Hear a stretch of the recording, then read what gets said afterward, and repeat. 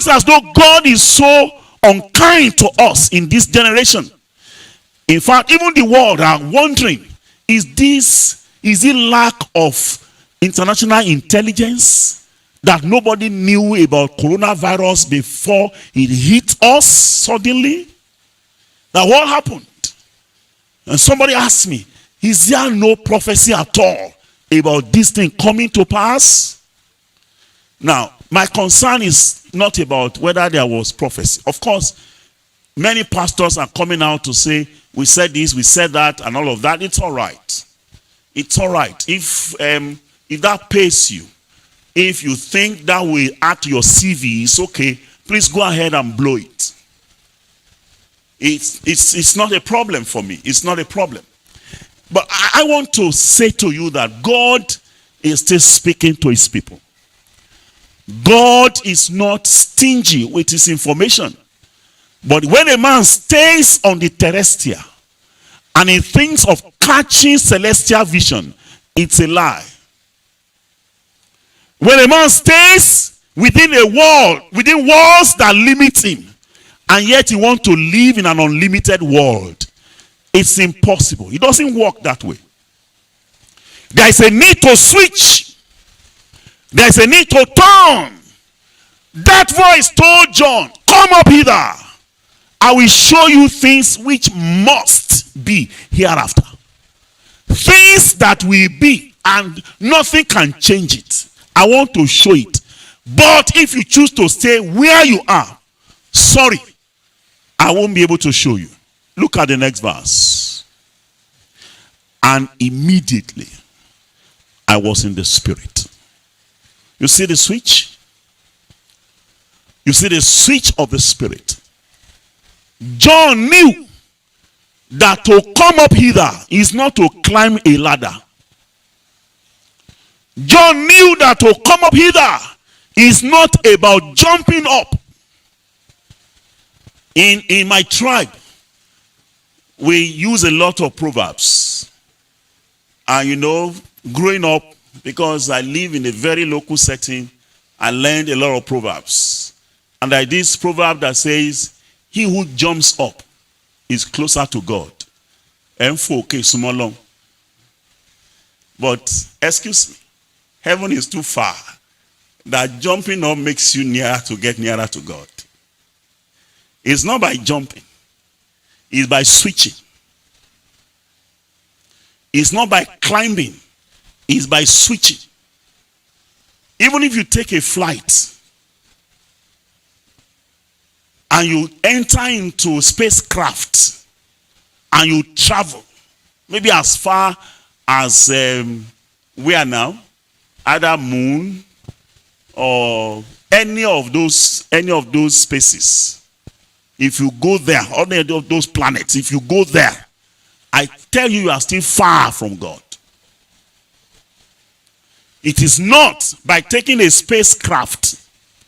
It is not by taking an aircraft. It is by switching. Where you are, you can switch. You hear John said, and immediately. No delay, no reluctance, no lagging behind. Immediately, I switched into the spirit. It was the switch of the spirit. God may not be able to reveal to us what he wants to reveal to us about grace and power, except there is a switch. And that switch is there. You know why there should be a switch to the spirit? Because in the spirit realm, there are no limitations. It is because in the spirit realm, time, age, space are meaningless.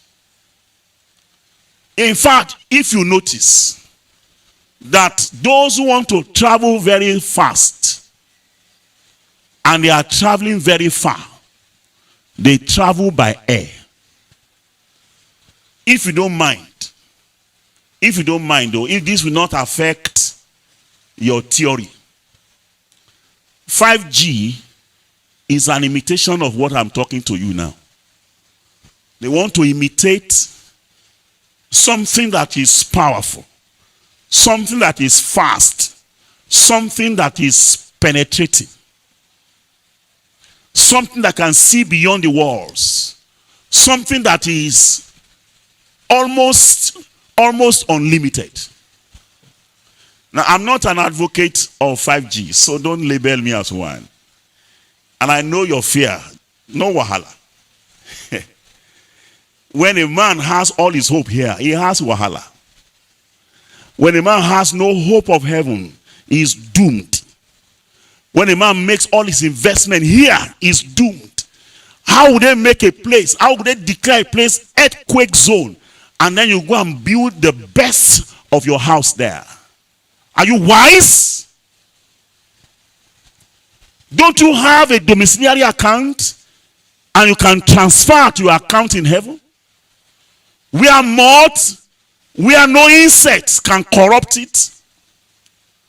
Share stock exchange is in trouble now all over the world. Stock is crashing.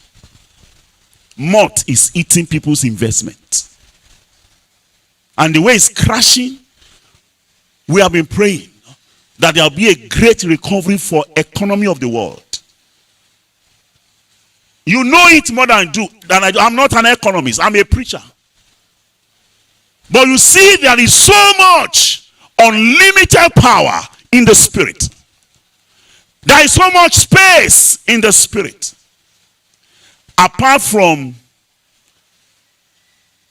an aircraft crashing, it's not always heard that there is head-on collision of two aircraft.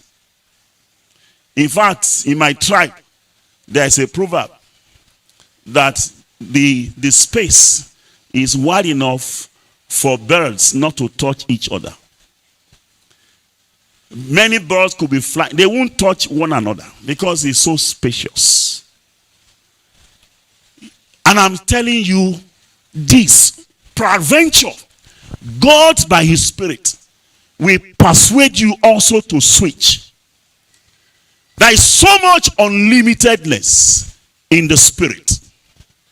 There is so much inherent in grace that God will like to reveal to you and I only if we switch. It's a challenge of where we turn. It's a challenge of where you put your faith and your face. It's a challenge of where you tune your heart. You are like this because of how you have tuned your heart. The product of your life is against your DNA just because of where you turn.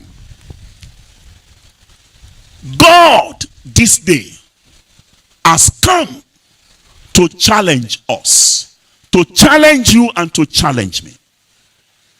There is so much that my life can do more than what I'm doing. There is so much about your life more than what you have ever envisaged. If only this day you can turn. Can I tell you, as I close, that the only reason the word of God is timeless, the only reason the word of God is ageless, the only reason the word of God is endless is because it is spirit. When a man switches into this realm, it becomes endless. It becomes ageless. You find men who are very aged in the Bible, and yet their visions were very sharp. I've forgotten the name of this prophet now, who spoke to a king, and this king was sick and then sent his wife, and the prophet had become so old that he could no longer see, and the wife disguised and came. As she was coming in, the man of God said, "Is that not the wife? You are welcome, the wife of so and so." You can imagine a man like Jacob. He could not see because of age, and Joseph brought his children, Ephraim and Manasseh, and he put the first towards the right hand side of Jacob's hand, and then the second one towards the left side left hand of Jacob. And when Jacob wanted to bless, Jacob crossed his hand. And Joseph said, not so, my father, not so, my father. Now, a blind man was correcting a man that is seeing. As far as Joseph was concerned, his father was blind. He didn't know which one is the firstborn, which one is the second one. Jacob told you, say, I know it, my son. I know it. You are the one that is ignorant. I know what I'm doing. You are opening your eyes, you are not seeing. This one will be greater than this one. It's not by age, it's by grace. I want to say to you, there is a need for us to switch. The law that God operates is the law of grace. He doesn't operate by the law of carnal mind. He doesn't operate by the law of death. He doesn't operate by the law of men. It operates by a different law. And except you switch, God may not be able to help you. You are so limited by time and age and space because